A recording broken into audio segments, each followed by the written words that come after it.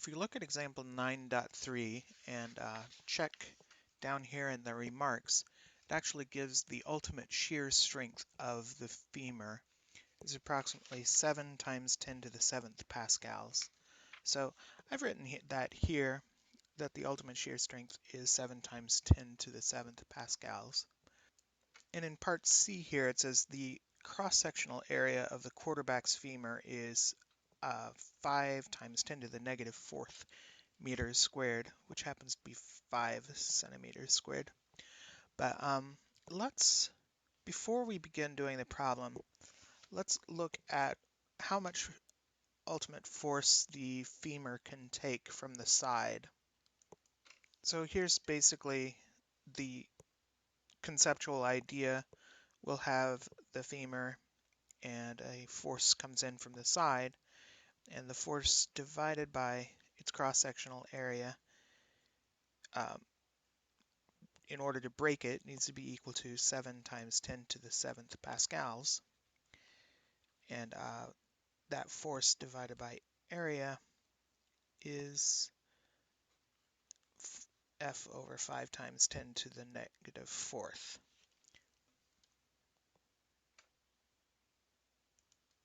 So it ends up being a force of 35,000 newtons to break that bone from the side.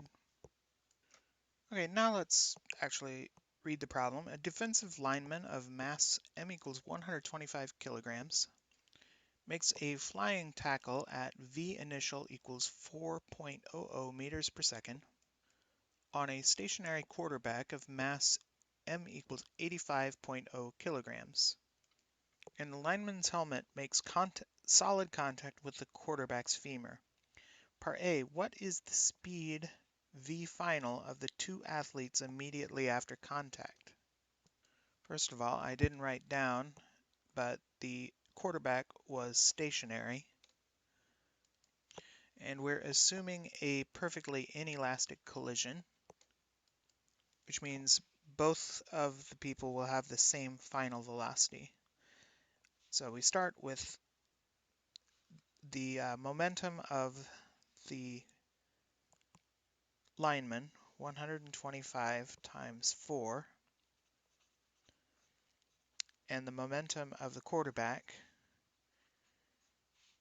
and the total momentum will be 125 plus 85 times v final. So dividing 125 times 4 divided by 125 plus 85 gives us 2.38 meters per second. Next, if the collision lasts for 0.1 seconds, estimate the average force exerted on the quarterback's femur. Well, we have the equation force is delta P over delta T, and delta P is m delta V over delta T, but what mass should we use? Should we use the mass of the lineman or the quarterback? I think we should use the lineman's mass because he's doing a good deal of the change in velocity. Actually, we've got the lineman whose mass is 125 kilograms slowing down from 4 to 2.38 meters per second, and we've got the quarterback speeding up from 0 to 2.38 meters per second.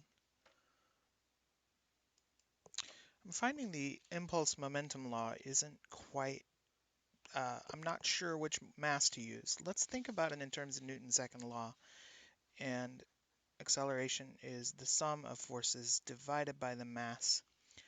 And we will use for the mass here the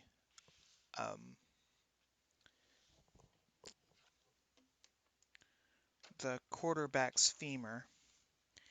And so the trouble is we don't know the mass of the quarterback's femur. We'll use the mass of the quarterback himself. Okay, so in that case, we know that the acceleration is 2.38 minus 0 divided by our 0.1 second. and his mass is 85 kilograms. And that will be equal to the sum of forces on him. And that comes out to be 2,023 newtons. Okay, so we could have also used this equation, but my intuition was incorrect. We were supposed to use the mass of the lineman here because it's his change in momentum that was of concern. Finally, if the cross-sectional area of the quarterback's femur is equal to 5 square centimeters, calculate the shear stress exerted on the bone in the collision. And this is the part where we just say force over area is that 2,023 newtons that we just calculated divided by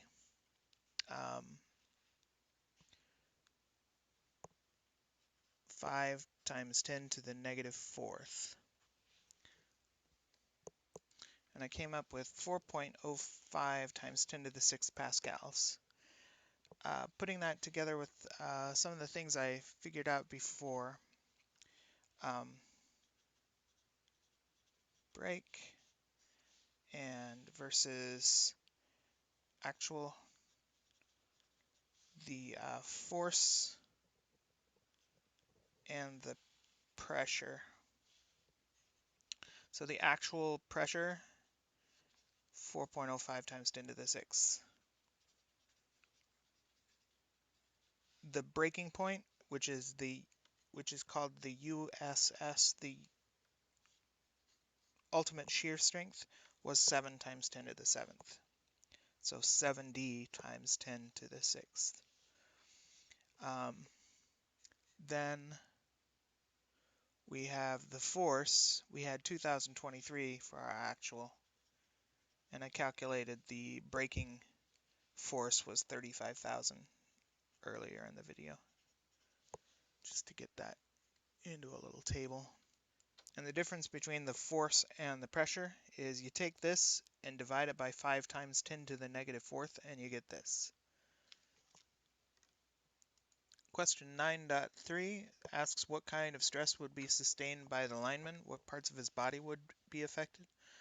Well, one thing occurs to me is that you might break his knee, even though the force isn't on that part. You might create a torque on the system to,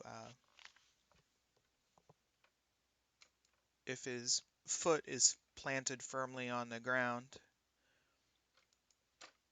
If you come in here and hit him hard there, then this might rotate that way, and this might rotate that way, causing a break in the knee. But if his foot is not on the ground, then it'd be more like you're probably just going to have a rotation here of the leg. Okay, exercise 9.3, calculate the diameter of a horizontal steel bolt if it is expected to support a maximum load hung on it having a mass of 2,000 kilograms, but for safety reasons must be designed to support 3 times that load. Assume the ultimate shear strength of steel is 2.5 times 10 to the 8th, which would be 250 million pascals. And basically this is going to use force divided by area equals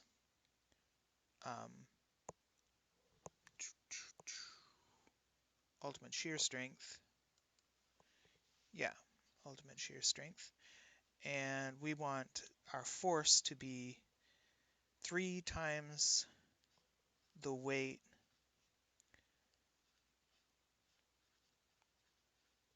of the object that's going to be loaded on it.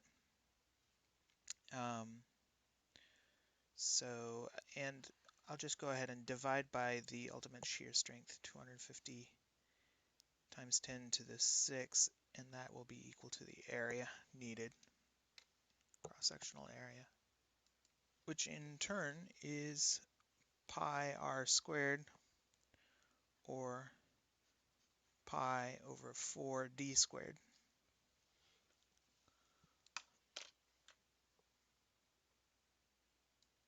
And the area comes out to be 2.35 times 10 to the negative fourth square meters, or the diameter is 1.73 meters.